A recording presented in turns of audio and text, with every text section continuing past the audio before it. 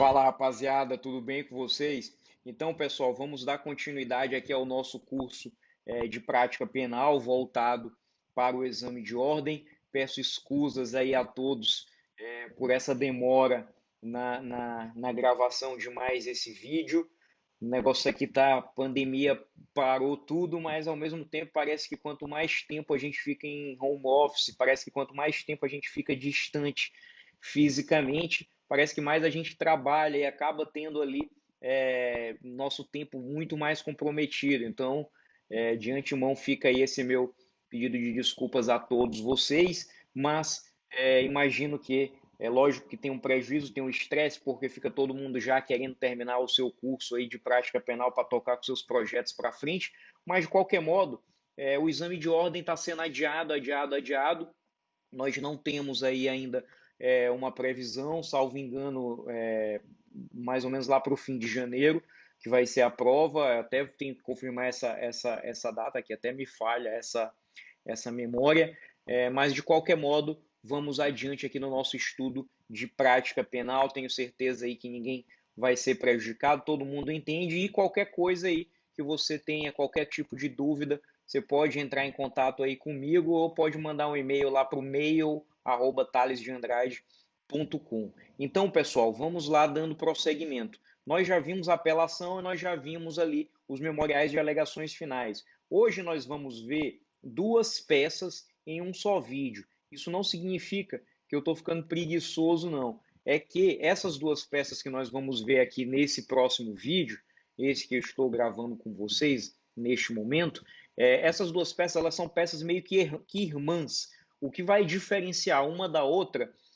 majoritariamente, é o momento em que você vai interpor, o momento que você vai dar entrada, vamos dizer assim, em cada uma delas. Eu aqui falo do recurso em sentido estrito e do agravo em execução. Tanto o recurso em sentido estrito como o agravo em execução são duas peças que têm um rito semelhante, o processamento delas é, na verdade, idêntico. E por conta disso, em termos estruturais, não há diferença entre elas. Obviamente que o recurso em sentido estrito vai ser cabível ali, como a gente vai já ver, na primeira fase, enquanto ali na fase ali do processo, enquanto ainda está na fase inicial ali de conhecimento, da denúncia até a prolação da sentença de primeiro grau, enquanto que o agravo em execução vai ser um recurso que vai ser cabível somente, como o próprio nome já denota, na fase de execução penal, na fase de execução criminal, estando inclusive previsto lá na LEP, Lei de Execução Penal, no seu artigo 197. Mas beleza, então vamos lá, vamos falar rapidamente desses recursos. Primeiramente, por que eu estou falando já em terceiro lugar de um recurso que está lá na frente, do rese e do agravo em execução? Por que eu já pulei para eles? E aí aqui eu vou me socorrer da minha cola e vou falar rapidamente para vocês como é que o exame de ordem está cobrando essa situação. Olha só, apelação, eu falei para vocês que se a gente considerar apelações e contrarrazões de apelação, já caiu no exame de ordem por 9 vezes. Se considerarmos as duas juntas. Por outro lado, memoriais de alegações finais, que foi o assunto do último vídeo, a gente viu que caiu 6 vezes já no exame de ordem, quando, obviamente, conduzido pela Fundação Getúlio Vargas, FGV. Já o recurso em sentido estrito, se nós formos considerá-lo de forma isolada, o recurso em sentido estrito ele foi cobrado somente 3 vezes. Mas, caso o tratemos de forma conjunta com o agravo em execução, o próprio agravo em execução também caiu 3 vezes. Então, são 6 vezes no total de 30 exames que já caiu recurso em sentido estrito ou agravo em execução. Por outro lado, dos últimos exames de ordem, nós temos dos últimos 3 exames, do 28º, do 29º e do 30º, nós tivemos que dois dos últimos 3 exames caiu, em 2 dos últimos 3 exames caiu uma dessas duas peças. No caso, se nós formos ver o 29º exame, caiu um agravo em execução.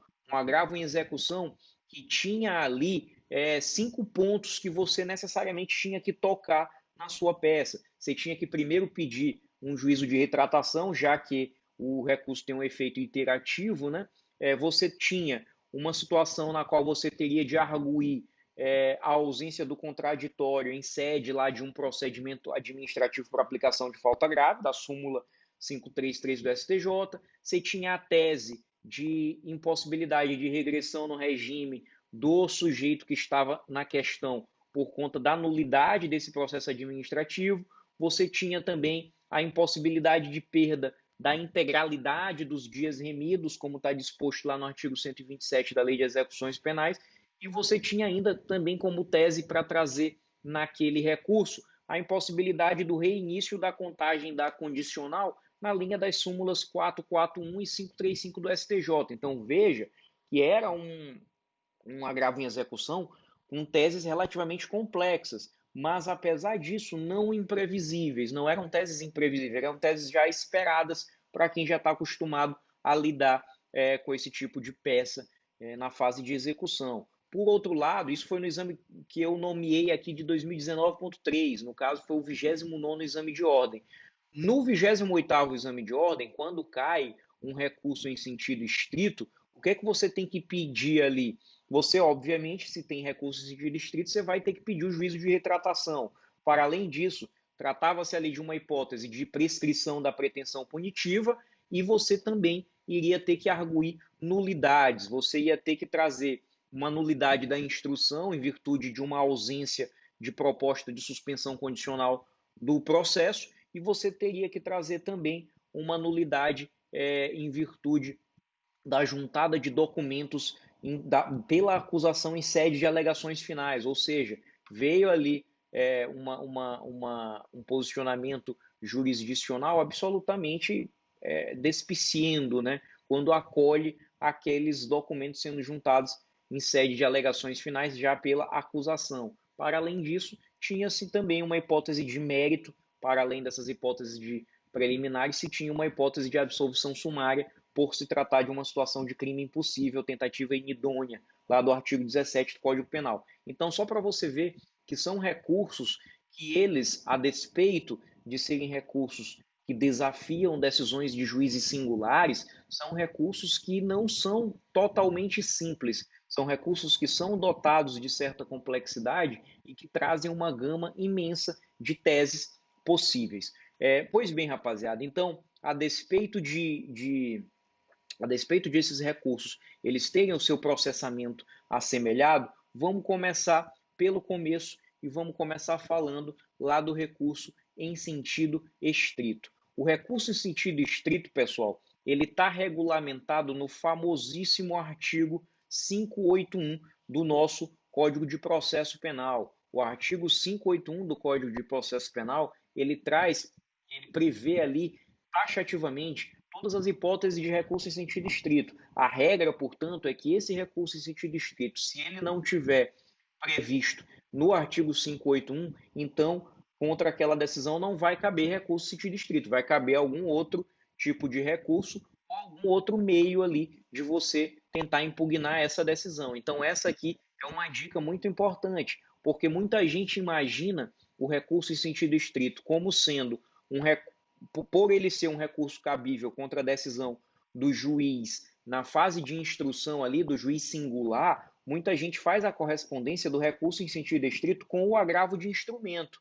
E isso, muito embora haja certa semelhança, há mais diferenças propriamente do que semelhanças. Prazo, peças obrigatórias que você tem lá no agravo de instrumento, hipóteses lá do agravo de instrumento que são hipóteses abertas, né? Enquanto que aqui você tem um princípio da taxatividade. Então, assim, apesar de o momento ser assemelhado, a peça ela é totalmente diferente. Então, usem essa analogia aí, recurso em sentido estrito com agravo de instrumento, pura e simplesmente para vocês identificarem que é o recurso que cabe ali na primeira fase, na fase de conhecimento ali antes da sentença condenatória, e é um recurso que desafia uma decisão interlocutória do juiz singular, do juiz de primeiro grau. As hipóteses ali do 582, que é onde eu disse, 581, perdão, que é onde eu disse que estava previsto, que está previsto o recurso em sentido estrito, as hipóteses mais famosas são aquelas que às vezes a gente até se parar para pensar, acalmar nossa cabecinha e parar para pensar, a gente já vai saber que já vai se recordar que são hipóteses claríssimas. É o caso, por exemplo, da decisão que vai denegar, que não vai receber a denúncia ou queixa. A decisão que não recebe a denúncia ou queixa, ela é desafiável pelo recurso em sentido estrito. A gente tem também uma outra hipótese que é clássica lá no procedimento do júri, que é a decisão de pronúncia. Contra a decisão de pronúncia, você interpõe o recurso em sentido estrito. Também é uma decisão que é muito clara de cabimento de recurso em sentido estrito. Caso você também, por outro lado, impetre um habeas corpus perante o juiz singular e o juiz denegue essa ordem de habeas corpus, vai caber para o tribunal o recurso em sentido estrito. Isso está lá no inciso 10º do artigo 581. Não obstante, na prática, ser muito mais rápido você interpor, ainda que erroneamente, se formos considerar em termos técnicos, normalmente você impetra outro habeas corpus, né, que é o famoso habeas corpus em escadinha.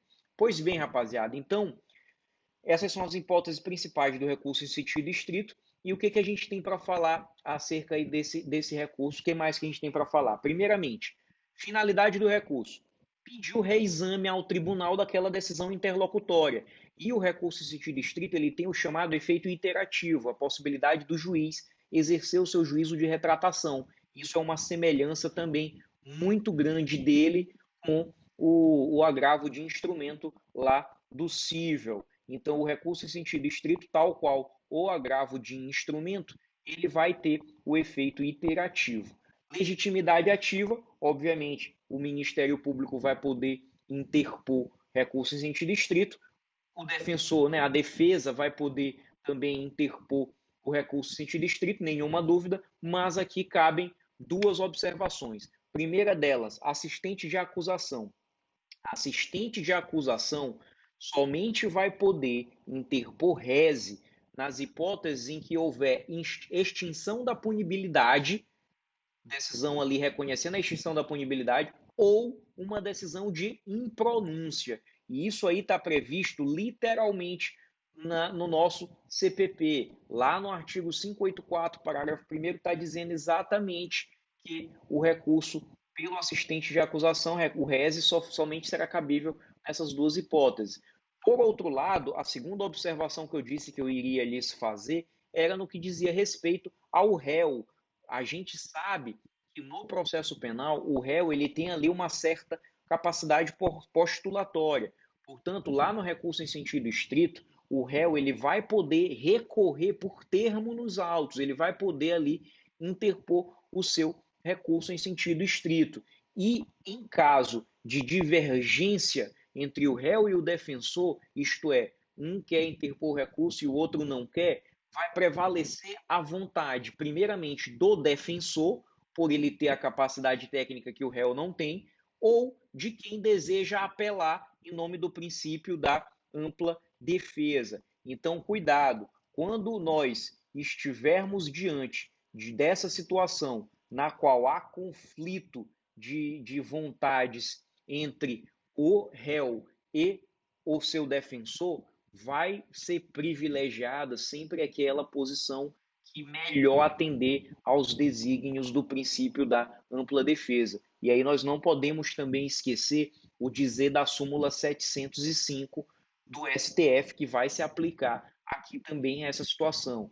Diz a súmula 705 mais ou menos assim, que quando o réu renunciar ao direito de apelação, manifestada essa sua renúncia sem a assistência do seu defensor, não vai impedir, isso não vai impedir o juiz de conhecer da apelação interposta pelo defensor. Estou falando aqui meio de cabeça, mas é mais ou menos esse aqui o texto dessa súmula 705 do STF. Então fiquem ligados aí, porque é muito importante a gente saber dessa situação clássica de conflito entre defesa técnica e o réu. O prazo do recurso em sentido estrito ele é de 5 dias, salvo quando se tratar aí da única hipótese excepcional. Você está fazendo aqui o curso de Direito, então sempre vai haver uma exceção. Hipótese que está lá no inciso 14 do artigo 581. Hipótese esta que você verá que ser cabível o recurso em sentido estrito contra uma decisão que incluir algum jurado na lista geral dos jurados ou uma decisão que eventualmente excluir também este jurado. Esta hipótese ela é muito famosa, portanto você tem de estar atento, você tem de ter cuidado. Cuidado também, porque o prazo do assistente de acusação, ele é um prazo diferenciado. Já falei aqui para vocês, já falei aqui para os senhores e para as senhoras, que o assistente de acusação ele tem hipóteses muito restritas de interposição do recurso em sentido estrito. E nas poucas hipóteses em que o assistente de acusação pode interpor este recurso, o prazo será de 15 dias, tá? Após o findar o prazo do Ministério Público. Então, o prazo aqui do assistente de acusação é de 15 dias e não é propriamente o prazo de 5 dias, beleza? Eu estou falando aqui, no entanto, de peça de interposição. O recurso em sentido estrito, você tem 5 dias, vai lá, apresenta a interposição, diz que vai recorrer, o juiz verifica se cabe ali o recurso em sentido estrito. Quando ele verifica que cabe, não procede ao seu juízo de retratação, e aí é importante você colocar os fundamentos da necessária retratação do juiz logo na peça de interposição. Se o juiz não se retrata, caso o juiz não se retrate, você vai lá e o juiz vai lá e te intima para, em 2 dias, apresentar as razões do seu recurso em sentido estrito. Então, cuidado. Recurso em sentido estrito, e aqui é outra diferença para o agravo de instrumento. Recurso em sentido estrito, você vai ter a petição de interposição diretamente no juiz de base e a apresentação também para o juiz de base das suas razões em 2 dias. Cuidado, porque lá no agravo de instrumento no processo civil, você vai entrar direto no tribunal com agravo de instrumento e vai só peticionar para o juízo de base, informando que você deu entrada no recurso de agravo de instrumento. Após você apresentar as suas razões ali em 2 dias, você vai ter o que o juiz vai intimar o Ministério Público, vai intimar a outra parte, melhor dizendo, para que apresente as suas contrarrazões, e após a apresentação das contrarrazões pela outra parte, o juiz vai ter também 2 dias para proceder ao seu juízo de retratação. Não obstante o momento tecnicamente correto para a realização do juízo de retratação, seja após o juiz de base ter contato com as razões e as contrarrazões, eu particularmente em minhas peças, logo na petição de interposição, eu já gosto de colocar o pedido ali de retratação e uns fundamentos, ainda que seja em 1, 2 ou 3 linhas, bem rapidinho, para que o juiz já saiba mais ou menos do que eu estou falando. Quanto a prazos, ainda uma observação que me parece até que seria desnecessária, mas que eu vou fazer para garantir, a gente peca pelo excesso, muito melhor, é que o prazo da Defensoria Pública é em dobro, todo mundo sabe disso. Quando a Defensoria Pública está, portanto, no polo passivo aí, o prazo dela é contado em dobro. Isso aí está na própria Lei 1060, a lei lá da Defensoria Pública. Beleza, rapaziada? Tranquilo. Já falei aqui para vocês os prazos, já falei aqui para vocês as características gerais. Agora a gente precisa saber rapidamente como é que dá esse julgamento, ainda que eu já tenha ressaltado isso. Vamos registrar. Julgamento. Interposição perante o juiz de primeiro grau. Juiz de primeiro grau não se retrata, então você vai fazer o quê? Ele mesmo vai remeter ao tribunal e o julgamento vai ser lá no tribunal competente. Beleza? Características do recurso. O recurso em sentido estrito, o RESE, ele pode subir para o tribunal nos próprios autos. Ele pode subir também por traslado, isso aí tanto faz, no próprios autos ou por traslado. E no que diz respeito ao RESE, não há custas, portanto, não vai haver essa questão de deserção. Processamento do recurso, portanto, se apresenta o recurso, se interpõe ali a petição no juiz de base, juízo ACO, o juízo ACO vai intimar você para que você apresente até 2 dias as suas razões, depois ele vai intimar o réu, o promotor, para apresentar as contrarrazões também em 2 dias, depois ele, juiz, vai ter 2 dias para se retratar. Se ele se retratar, o que vai acontecer? A outra parte vai poder recorrer. Ela vai recorrer como? Apresentando um rese, interpondo um rese? Não, vai recorrer por simples petição. Se, por outro lado, não houver retratação, e geralmente não há essa retratação, aí o juiz manda o recurso para o tribunal. Lá no tribunal, o recurso chegando, o relator vai abrir vista ao procurador do Ministério Público, que vai ter 5 dias para apresentar o seu parecer, após o qual o relator vai receber esse parecer e pedir dia para o julgamento. Quando houver ali o julgamento, o presidente anuncia o julgamento, tem aquele pregão ali das partes tradicional, depois o relator vai expor o seu relatório, vai relatar os fatos e fazer um resumo ali do processo. Após é dada a palavra à sustentação oral por 10 minutos para eventualmente o recorrente, e após nós temos o julgado pelos desembargadores. Nenhuma novidade aqui no que diz respeito a isso. O cabimento, as hipóteses de cabimento do recurso em sentido estrito são hipóteses que eu não vou aqui nesse momento esgotar todas elas, mas eu vou fazer algumas pequenas observações. Primeira questão. O inciso 1º fala do cabimento do rese contra não recebimento de denúncia ou queixa. Ali abrange também o aditamento da denúncia ou da queixa, e também, quando se fala denúncia ou queixa, também é cabível contra o recebimento,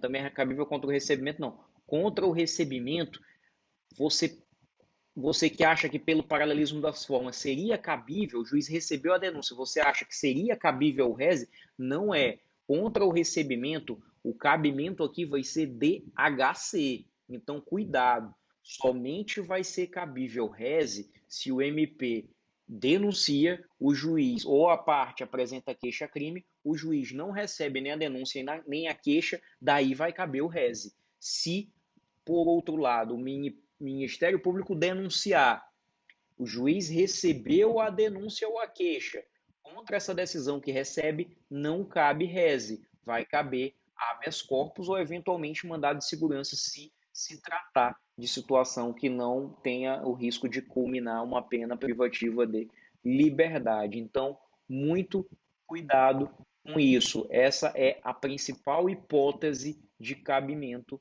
do recurso em sentido estrito. Beleza? Tranquilo? Hipóteses assim que não cabem recurso em sentido estrito que a gente precisa também destacar. Se você for olhar o seu artigo 581 do CPP, você vai ver que vários dispositivos ali, vários incisos daqueles que lá estão, lá tem inciso falando de livramento condicional, de decretação de medida de segurança, você tem ali incisos que estão falando de situações pós-condenação. Essas situações que ocorrem, situações processuais que ocorrem no momento pós-condenatório, pós-sentença, já na fase ali de execução, contra essas decisões, não caberá o recurso em sentido estrito, caberá agravo em execução. Eu vou já falar algumas palavrinhas sobre o agravo em execução, apesar de que praticamente tudo que eu estou falando aqui vai se aplicar também para o agravo em execução. Efeitos do recurso em sentido estrito, para a gente já ir se dirigindo aqui aos finalmente do recurso em sentido estrito. Efeito devolutivo, devolve para o tribunal a matéria já decidida pelo juiz para reexame. Efeito suspensivo, a regra é que o rese, o recurso em sentido estrito, ele não vai ter o efeito suspensivo. A gente só tem pouquíssimas hipóteses em que cabe esse efeito suspensivo, que é quando a gente tem uma decisão de perda de fiança ou de quebra de fiança, uma decisão que denega uma apelação e a decisão de pronúncia, que aí obviamente vai suspender o julgamento pelo tribunal do júri, pelo plenário do júri. Dessas 4 que eu acabei de falar, eu tenho que saber todas de cabeça aqui, porque eu sou professor, e se eu não soubesse essa porra aqui 10 anos dando aula, aí também, meu amigo, não prestava mais para nada. Mas você não precisa saber isso tudo de cabeça. Dessas aqui, você tem que saber qual, principalmente, a última que eu falei, que vai caber recurso em sentido estrito, vai caber efeito suspensivo, vai ter efeito suspensivo, recurso em sentido estrito interposto contra a decisão de pronúncia. É só você ver. Teve audiência na primeira fase do júri, o juiz pronunciou, a defesa foi lá, interpôs o rese, não pode haver plenário do júri enquanto não julgado o rese. Beleza? Tranquilo? Além disso, principal efeito do recurso em sentido estrito é o efeito regressivo, também por alguns, eu prefiro até esse segundo nome porque eu acho mais bonito, chamado de efeito iterativo. E o que significa esse efeito? É a possibilidade que você tem no recurso em sentido estrito, no agravo em execução, tal qual lá no cível no agravo de instrumento, de você ter um juízo de retratação. Beleza, rapaziada? Tranquilo? Já que eu falei aqui de agravo de instrumento, não se esqueça que o recurso em sentido estrito, ele vai poder ser processado tanto nos próprios autos como ali em separado, por instrumento, com aquelas cópias já tradicionais. Quando o recurso subir por instrumento, vai haver a possibilidade de a parte indicar quais são as peças que ela quer para que seja feito o traslado. Na prática, isso não vai ocorrer, vai sempre, quase sempre, o recurso subir nos próprios autos. Beleza, rapaziada? Tranquilo? Tudo bem? Então, vamos agora passar algumas palavrinhas rápidas só sobre o agravo em execução e aí depois eu já passo aqui para tentar fazer um esquema com vocês de como que é essa peça. Agravo em execução. Olha só, o recurso de agravo em execução, ele está previsto lá no artigo 197 da LEP, artigo 197 da Lei de Execuções Penais, é onde se encontra previsto o agravo em execução. E aqui eu vou abrir o artigo 197 para eu dar aquela lida marota, porque esse eu não me lembro de cabeça, eu me lembro que a redação dele é muito simples, no entanto. Vamos ver aqui, LEP, Lei 7.210, artigo 197, das decisões proferidas pelo juiz, caberá o recurso de agravo sem efeito suspensivo. Então veja que a gente chama esse recurso de agravo em execução, mas na verdade esse recurso aqui é o recurso de agravo. A lei só menciona agravo, a gente chama em execução porque é agravo que é interposto ali na fase de execução criminal. Beleza? Cabimento dele, o recurso que você acabou de ouvir a leitura vai caber contra a decisão proferida pelo juiz da execução penal ou alguma decisão proferida durante o processo de execução relativa a essa execução penal. Beleza? Algumas observações, no entanto, são importantes no sentido de eu te dar algumas dicas, algumas observações são, na verdade, algumas dicas são importantes no sentido de você ter ali, saber perscrutar exatamente quais são as principais situações que vão te levar a interpor um recurso de agravo em execução. Que situações são essas? Primeiramente, retroatio in melius. O que diabo é isso, Thales?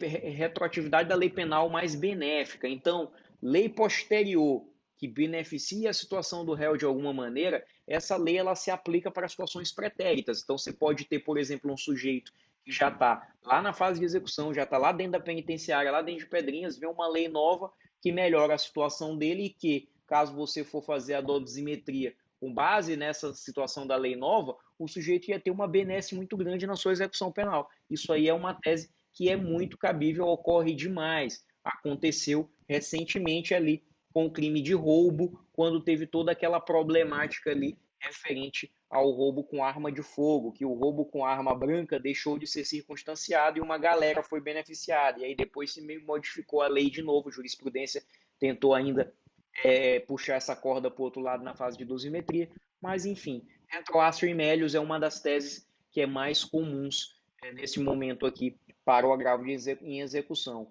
Uma outra situação são as hipóteses de extinção da punibilidade.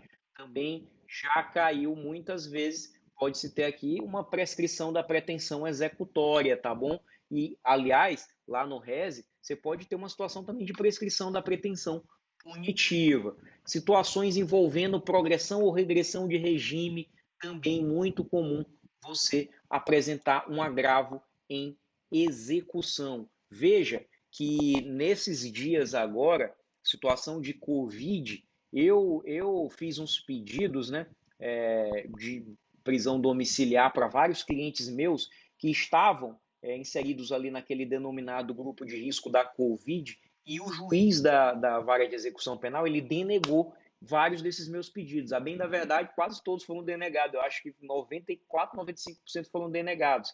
E aí o que a gente fazia? Tinha que entrar com agravo em execução para o tribunal, para que o tribunal viesse a decidir. E aí, nesse caso aqui, esse agravo em execução era um agravo em execução contra uma decisão do juiz singular da vara de execução penal. Só uma observação, nessa minha hipótese aqui que eu acabei de exemplificar para vocês da Covid, veja que é uma situação que o cara estava no grupo de risco, estava correndo risco, estava passando por dificuldades de saúde e por conta disso o juiz foi lá, denegou, e por conta disso eu não podia esperar o trâmite do agravo em execução, porque demora bastante. Então o que eu fiz? Eu fui lá, meu amigo, não cabe HC como substitutivo recursal, se é cabível o recurso, não vai caber recurso sentido estrito, mas daí o que eu fui lá e fiz? Fui lá e pam, habeas corpus, porque na pior das hipóteses o tribunal pode conceder o habeas corpus de ofício, ele vai olhar a hipótese, se ele constatar que houve de fato ali um constrangimento ilegal, então ele não conhece do habeas corpus, mas concede de ofício esse habeas corpus naquela situação. É um estratagema que a gente costuma utilizar muito. Não faça isso para a sua OAB, estou fazendo só essa observação aqui para vocês verem mais ou menos como é no mundo real. Beleza?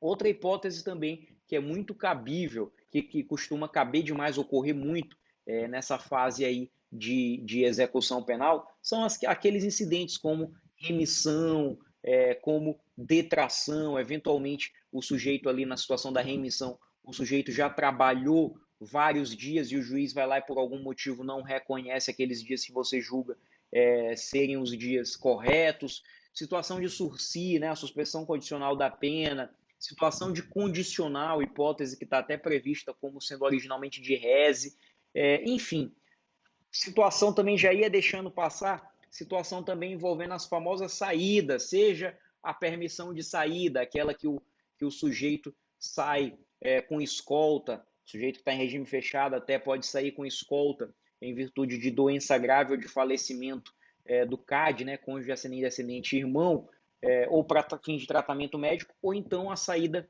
temporária, que é aquela lá que a Suzanne von Richthofen gerou toda aquela polêmica, que é quando o sujeito pode sair para visitar a família, para participar de atividades que possam potencializar a melhora no seu convívio social, ou eventualmente até sair sem escolta também para frequentar algum tipo de curso profissionalizante ou curso superior.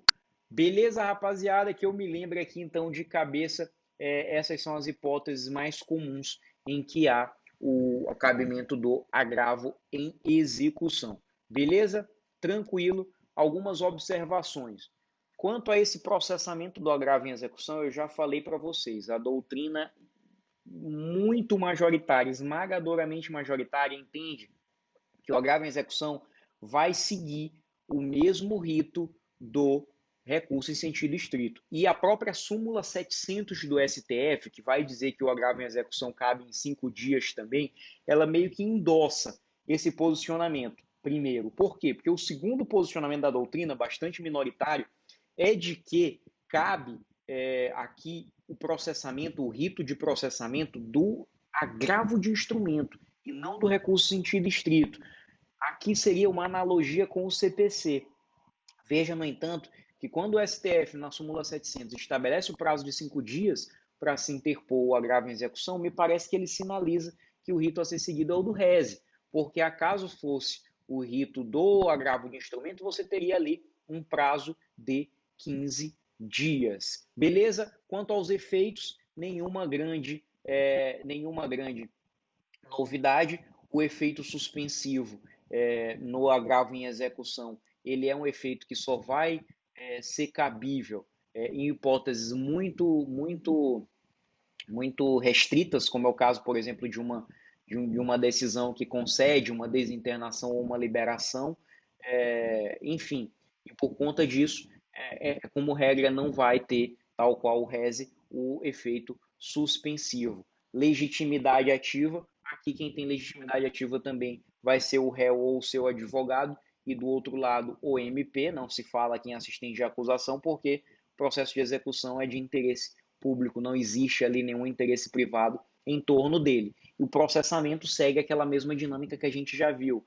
O juiz da execução vai lá, dá uma decisão que você achou que ele falou bobagem, você apresenta o recurso perante o juiz da execução ele vai lhe intimar para você juntar suas razões em 2 dias, vai intimar a outra parte, no caso o MP, para apresentar as razões em outros 2 dias. Após, ele tem 2 dias para se retratar, ou, se ele não se retratar, ele vai remeter aquilo ali para o tribunal. E lá no tribunal, se o tribunal reformar, se houver essa reforma dessa decisão, se o tribunal reformar a decisão, obviamente que ele manda se executar aquela decisão no sentido oposto ao que foi prolatado pelo primeiro grau. Uma outra observação importante é que, tal qual no rese, se o juiz aqui ele resolver se retratar, vai caber ao recorrido, vai caber ao Ministério Público, geralmente, já que a gente está falando de exame de ordem, vai caber ao Ministério Público somente elaborar uma simples petição em 5 dias para requerer a subida dos autos,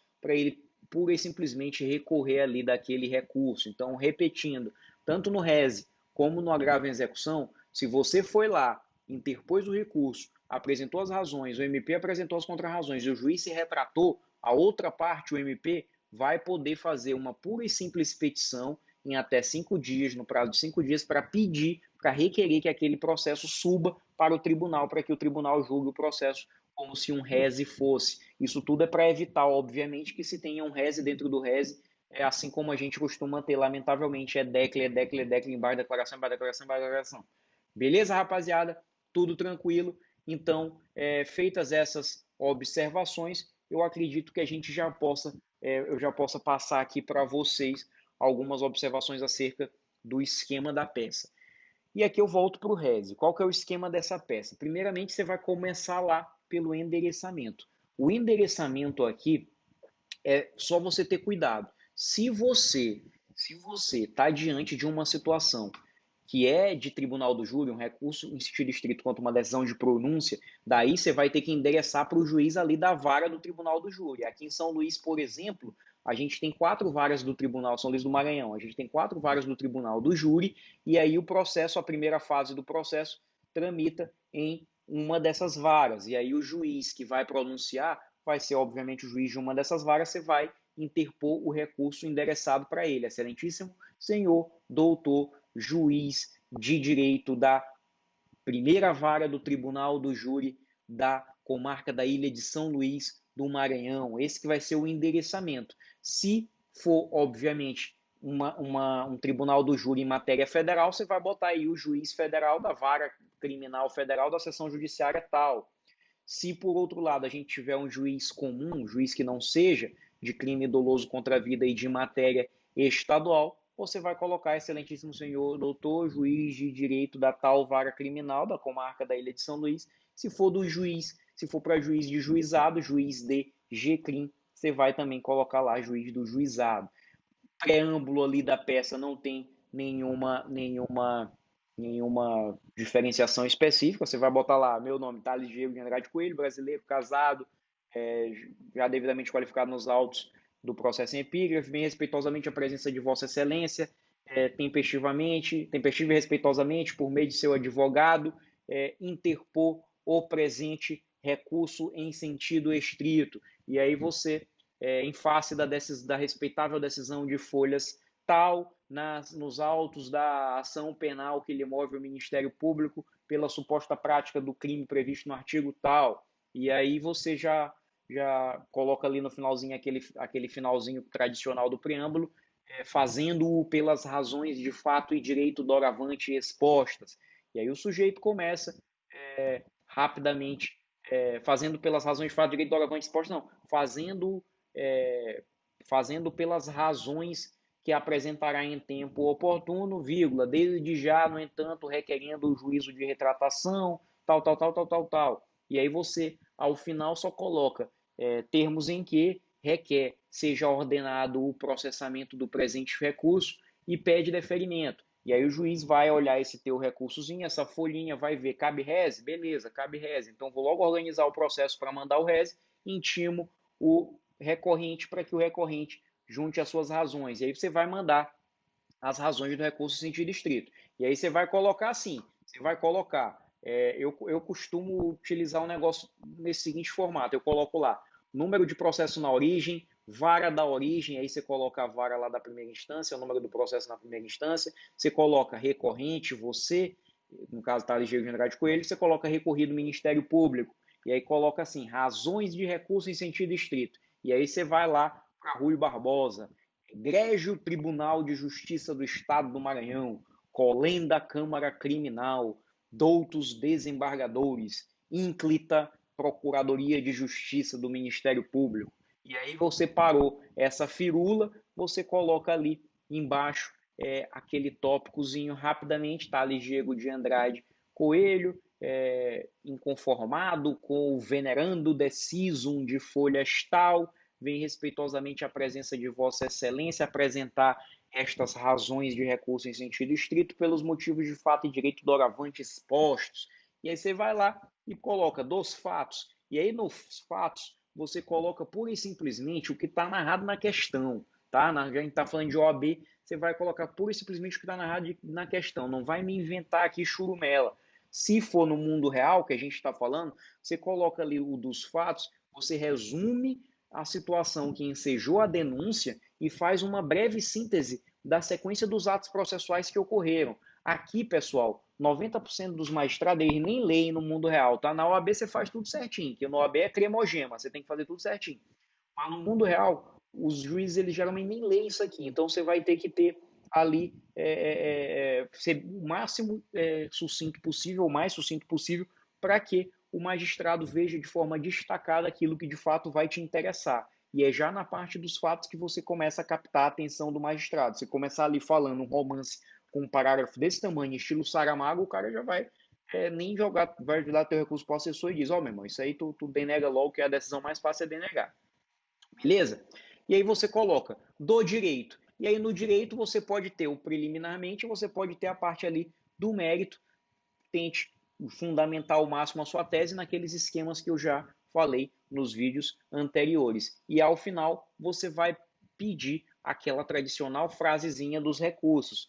Termos em que requer seja conhecido e provido, pedindo deferimento, data, advogado. É só você fazer isso. Lembre-se que se estamos falando aqui de recurso, a regra é que o verbo é o interpor. Recurso se interpõe, quem recorre é o recorrente e contra quem se recorre é o recorrido. Beleza?